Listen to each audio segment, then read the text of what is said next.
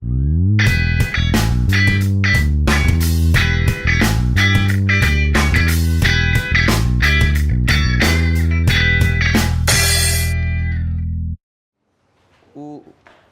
tema de hoje é o valor do conhecimento, ou dito de outra maneira, assim, o conhecimento como um valor, né?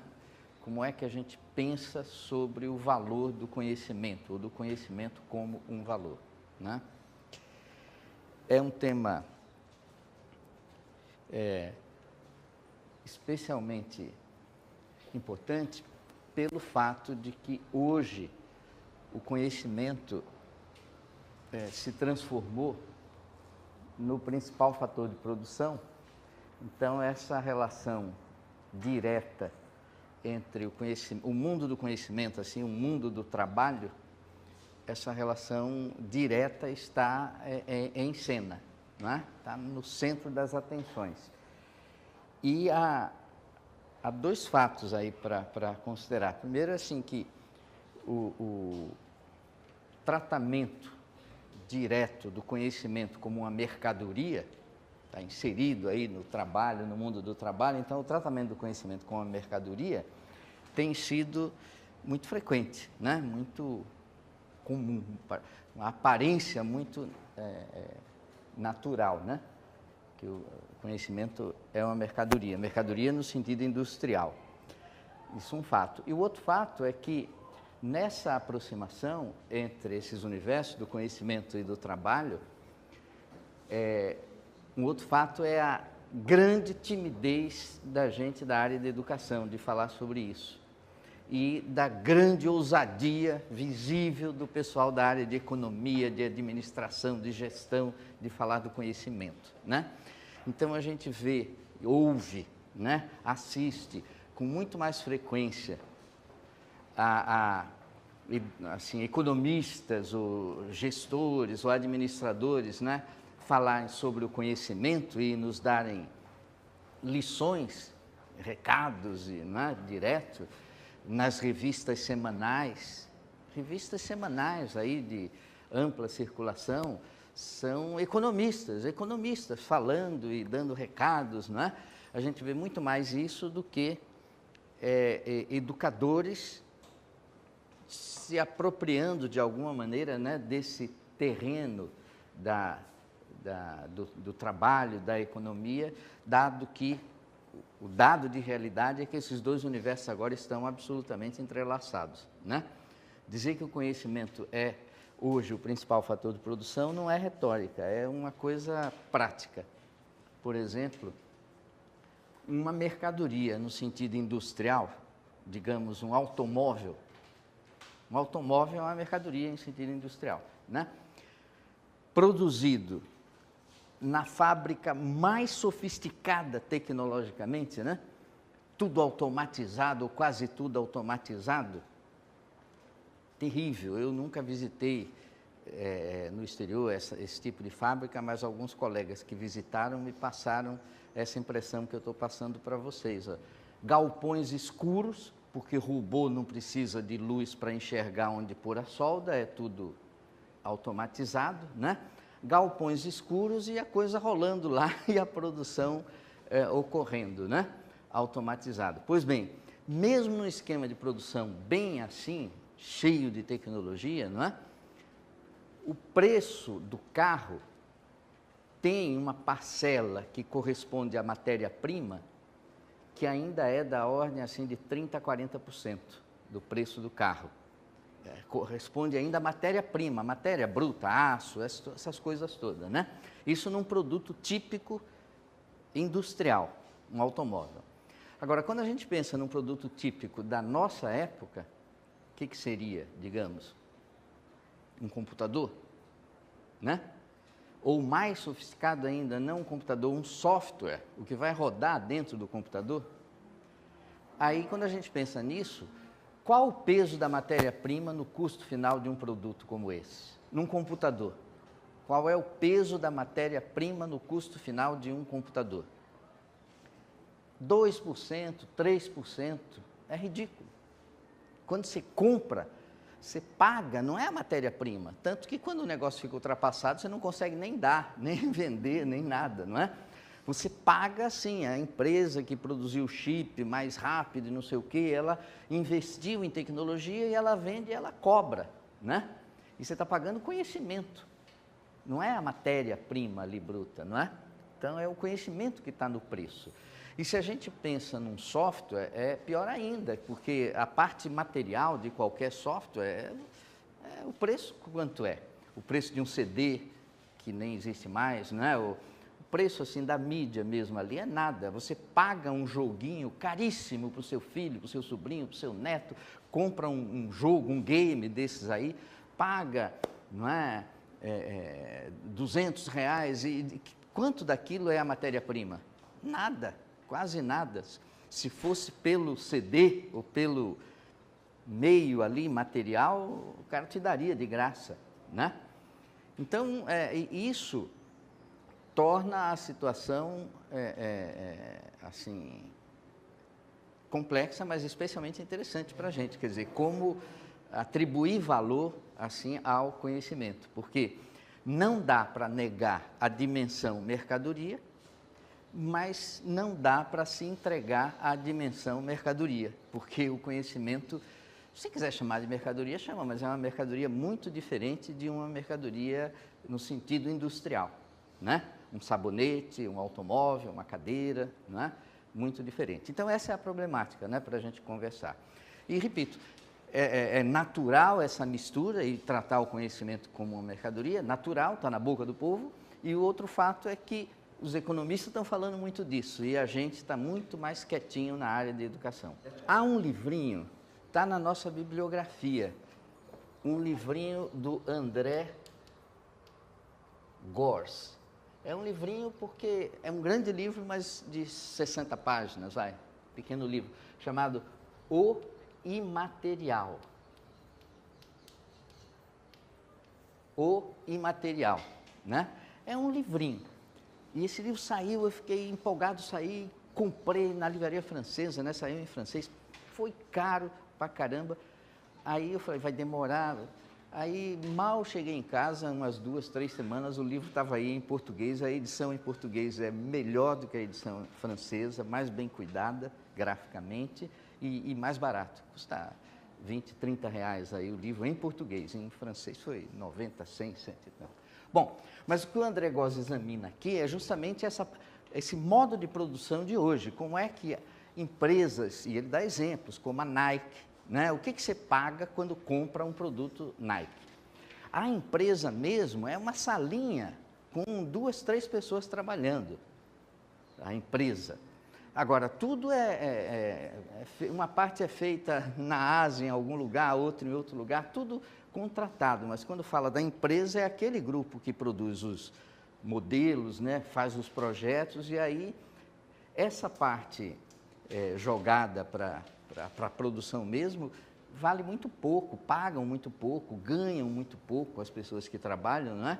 E o grande valor no sentido de preço está naquele núcleo pequeno, uma sala, né, que é de onde nascem os projetos. Não é?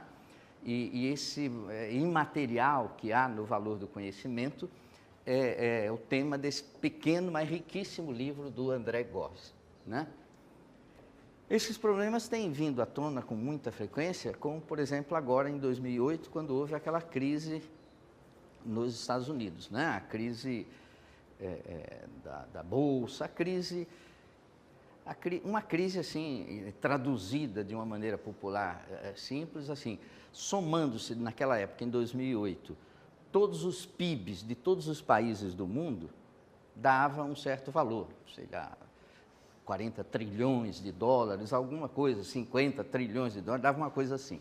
Agora, o dinheiro que estava sendo movimentado nas bolsas era 3 vezes o valor da produção mundial de tudo.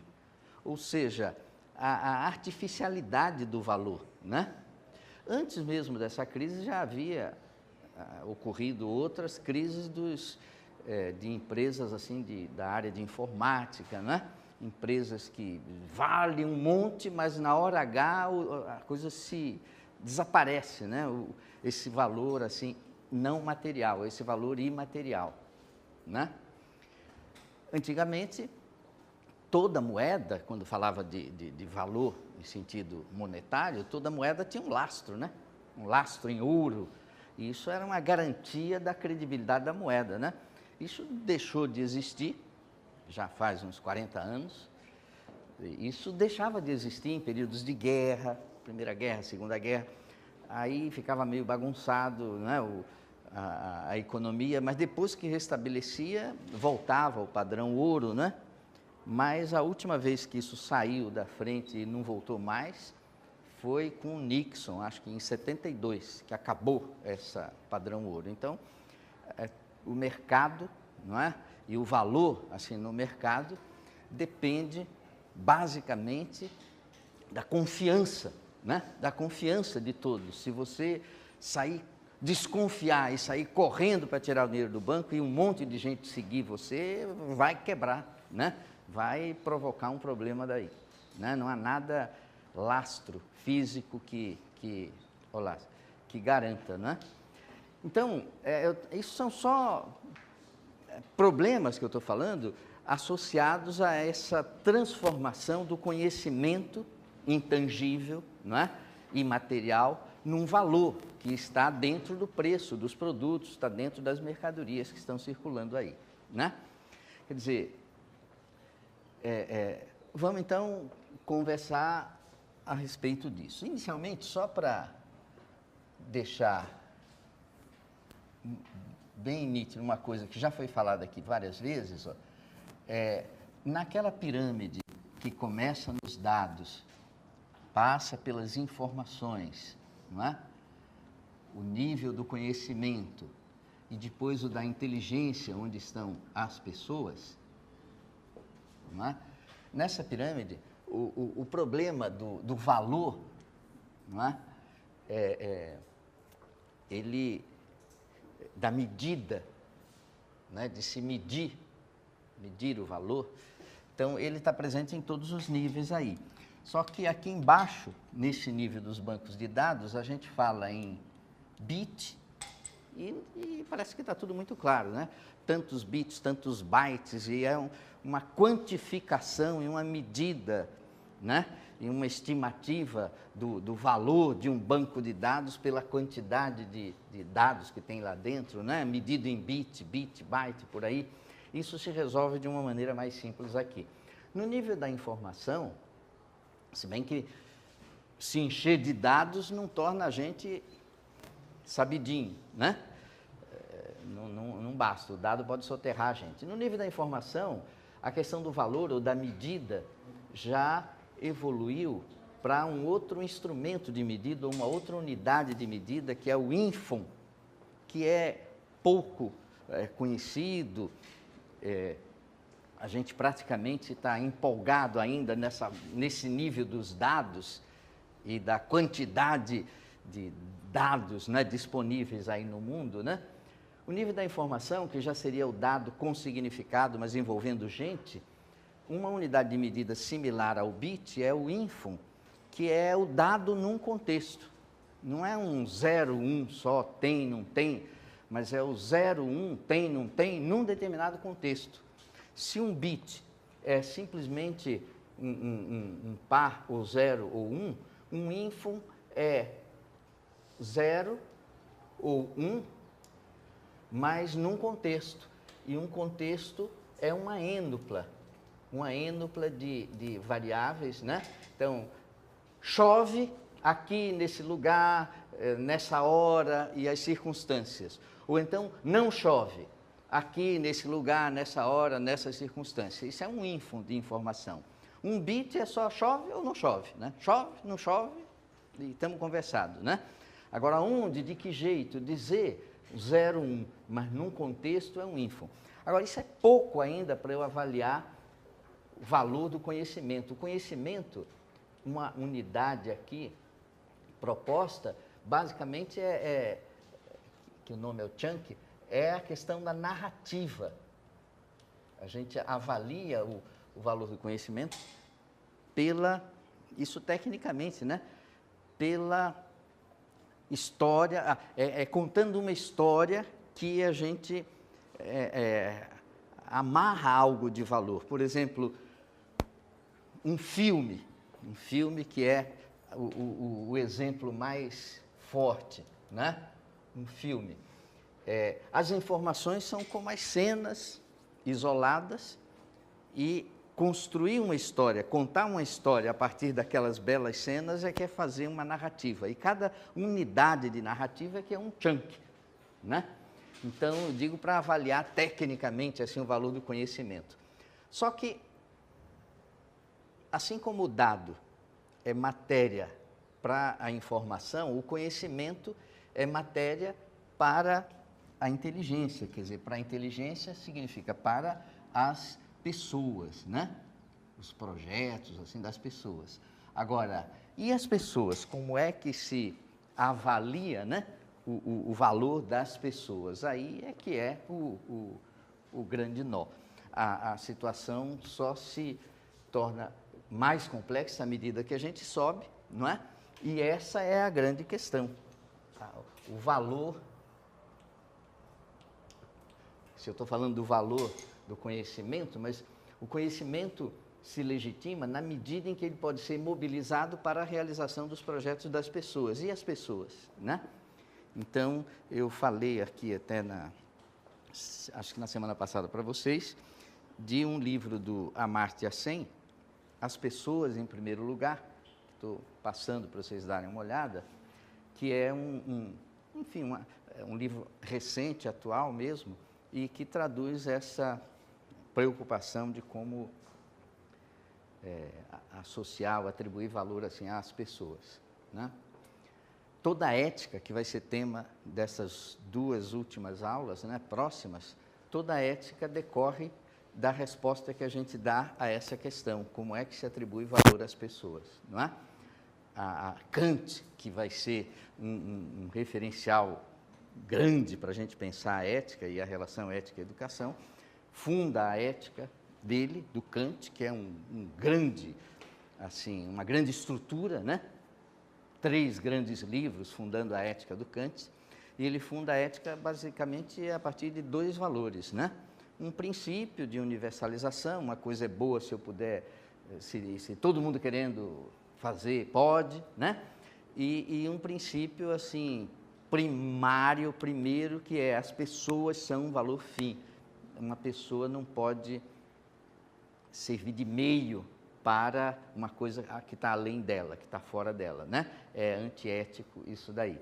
Então, essa questão da atribuição do valor das pessoas, isso vai estar no centro da nossa conversa, nas 2 últimas aulas, na questão da relação ética-educação.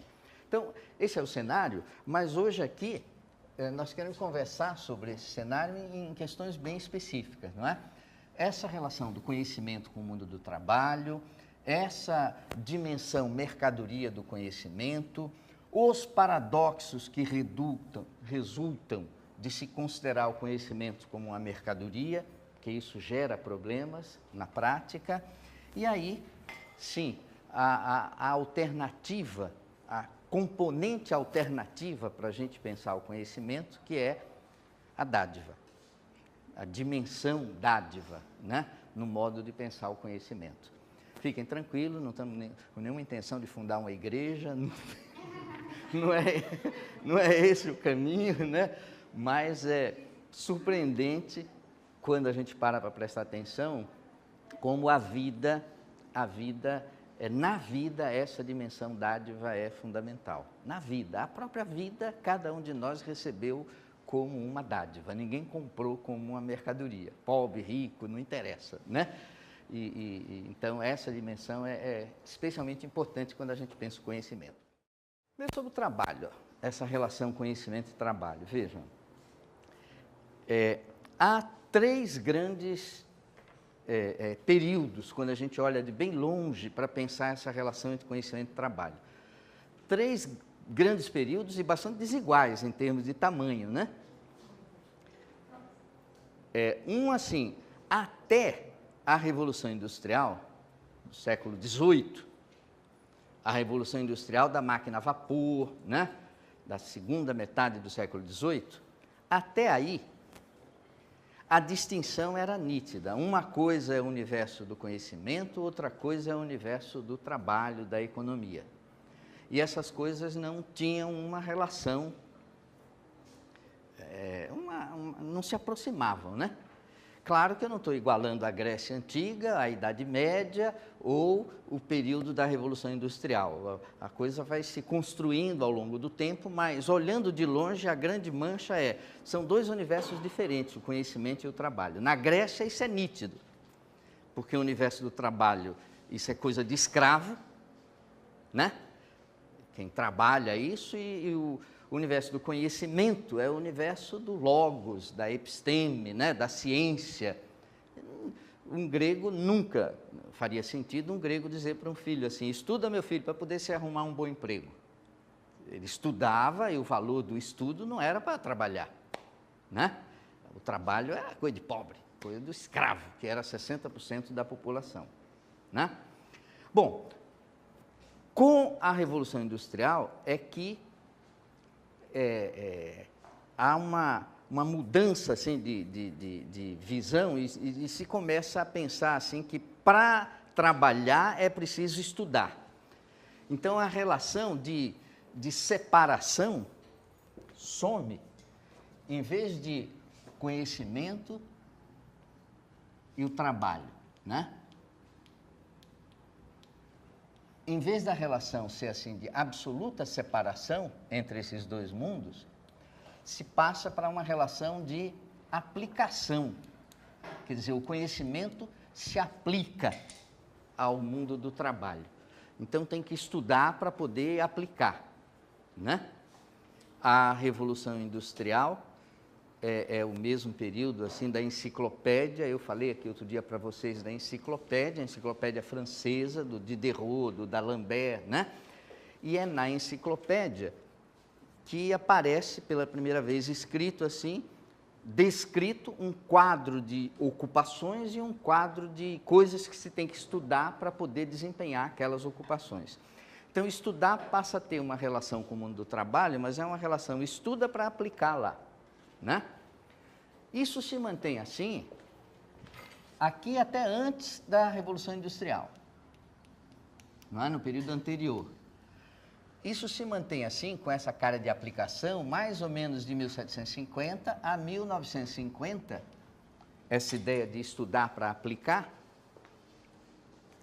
Repito que essas datas são para ver grandes manchas, não é que mudou no primeiro dia de 1950, né? Mas o que eu estou datando de 1950 é o aparecimento dos computadores, 48, 49, 50, né? Computadores eletrônicos. A partir daí, a relação entre esse mundo do conhecimento e o mundo do trabalho deixou de ser de mera aplicação e passou a ser de uma absoluta, né, integração, uma mistura que já confundimos tanto nossas pernas, sei lá, né? O Chico Buarque tem uma música assim, mas a mistura é total entre esses dois universos, o do conhecimento e o do trabalho, né?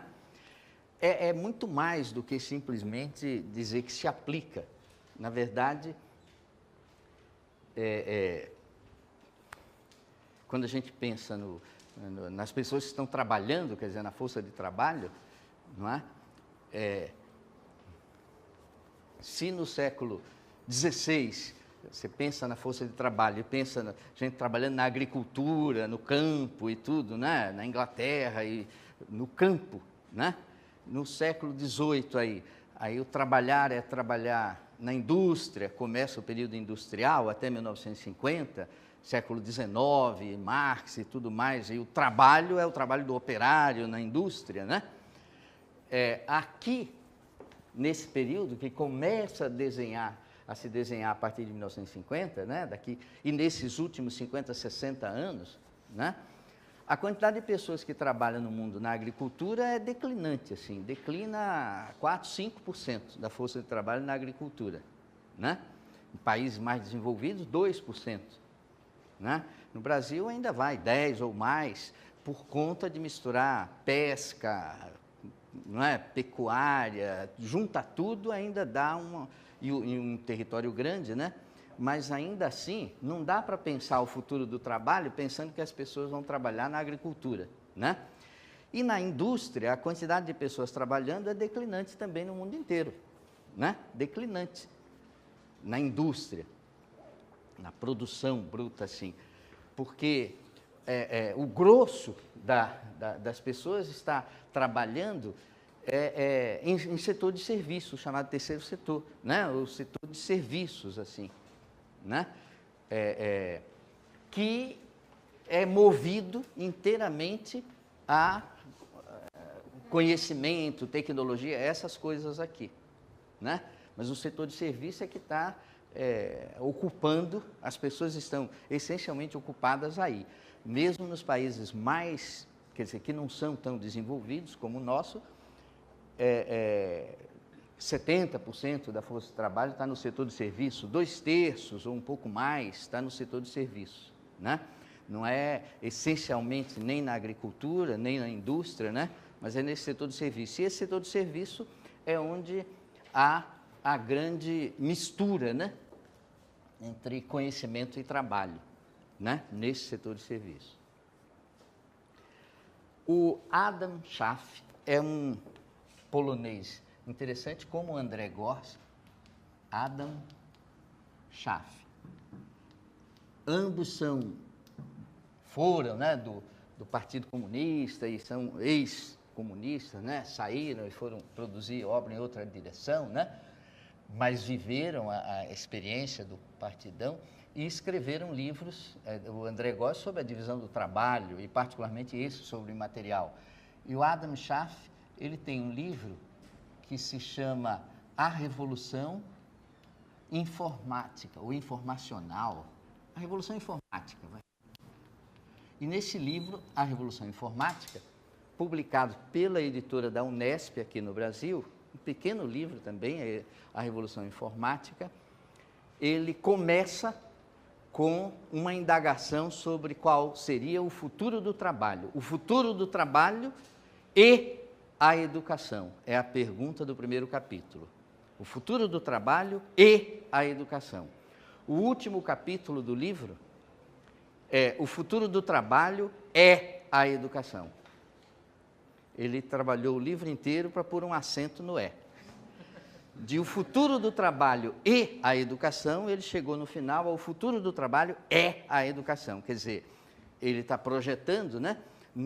No futuro, estar trabalhando significará estar estudando, estar ensinando, estar aprendendo. Esse vai ser o significado do trabalhar, né? Caracterizando essa mistura entre esses dois universos, né? Então, isso dá uma enorme responsabilidade para a gente da área de educação, uma enorme responsabilidade, né? Porque é claro que isso reconfigura o que é trabalhar, qual é o significado do trabalho, né? E como se lida com o conhecimento, e aqui está muito longe de a solução ser uma coisa do tipo bem, mal, certo, errado, céu, inferno, e a empresa é um inferno, e a escola é o céu, está muito longe disso, né? A situação aqui quer dizer, a gente tem muito que aprender com o modo como as empresas funcionam, e as empresas têm muito que aprender com o modo como as escolas funcionam, né? A relação aí é de simbiose.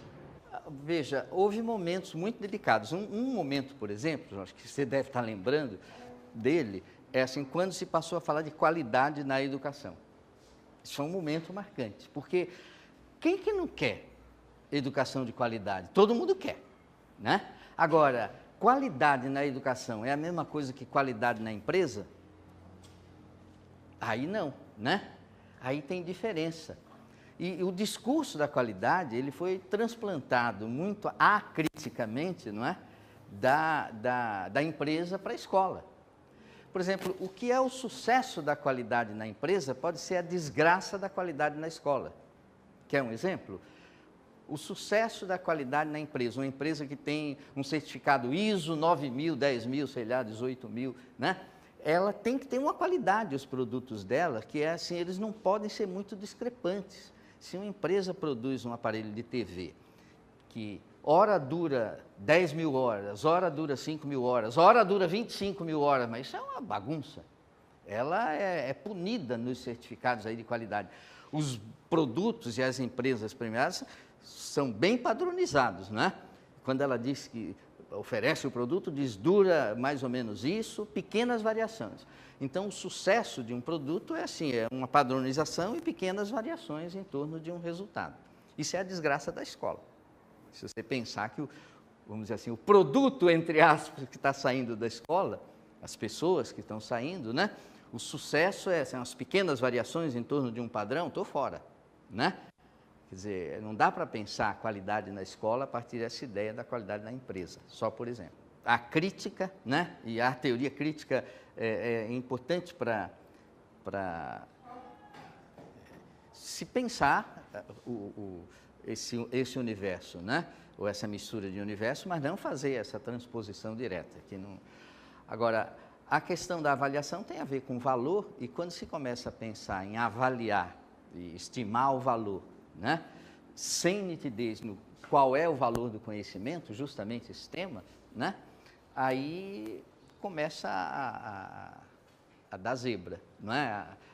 Eu acho que você avalia segundo um projeto, sempre, e o projeto de uma escola não é o projeto de uma empresa, né? A mais complexa das empresas é mais fácil você caracterizar o projeto do que a mais simples das escolas.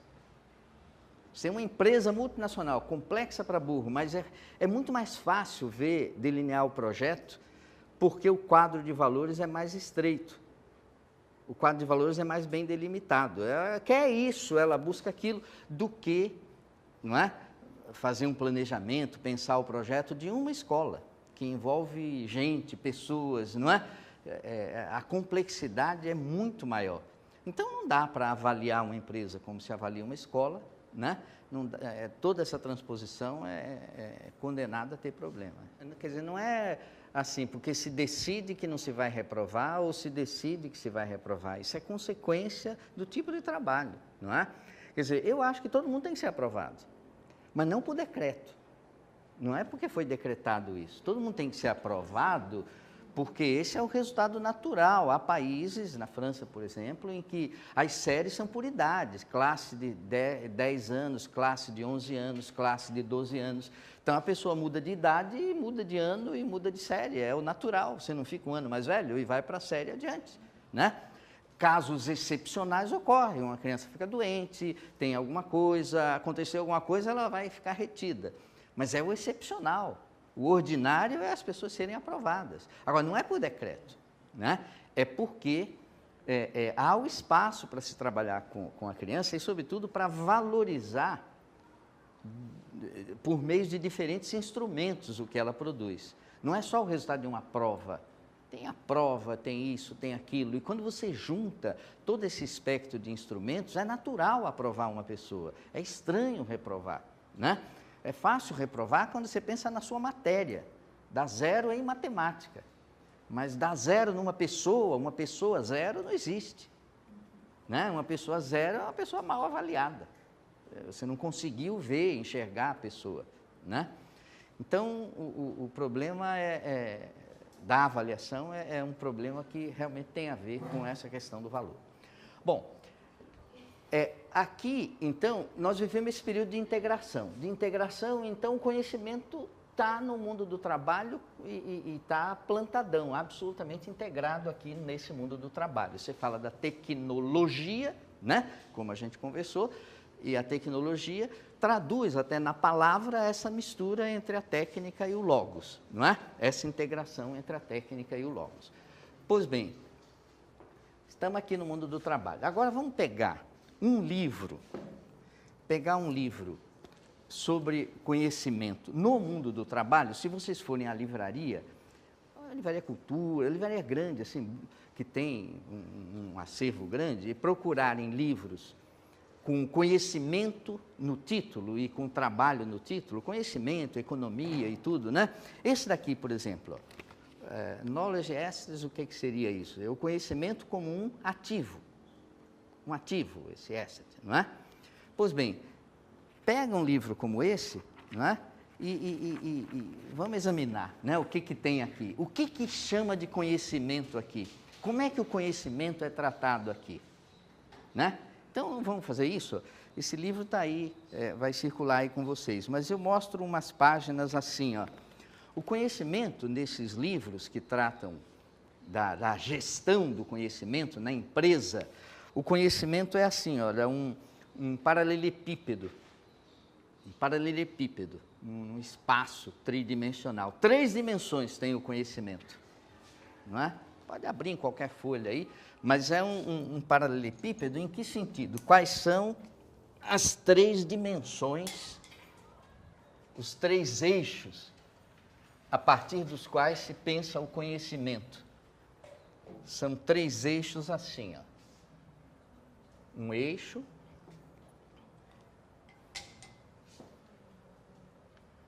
outro eixo,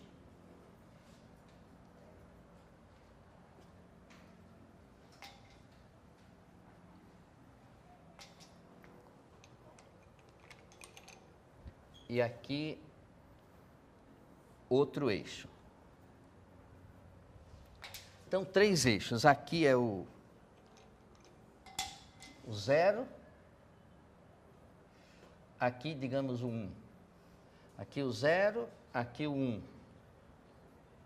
Aqui o 0, aqui o 1. Só para dar uma ideia da orientação.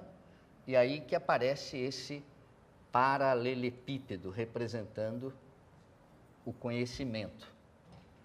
Mas que eixos são esses? Quer dizer, o que é considerado quando se está tratando assim do conhecimento?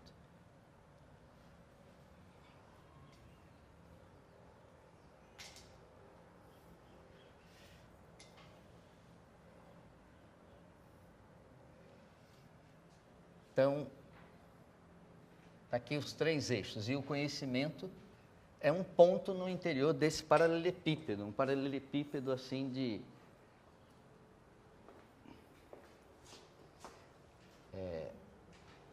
Está meio achatadinho aí, mas...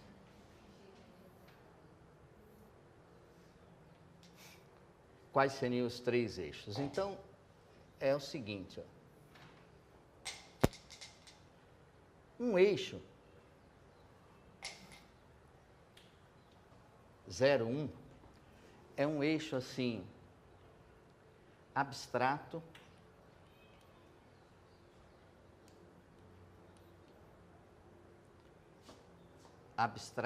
concreto.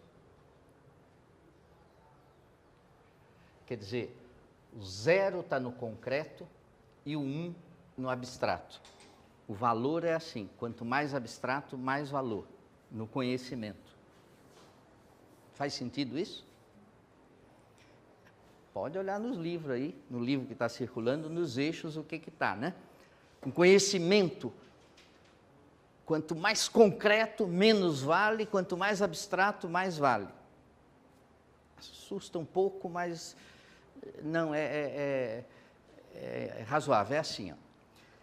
O conhecimento é concreto, nesse sentido, que está aí no livro, é uma coisa que eu conheço, eu sei fazer aqui, nesse contexto.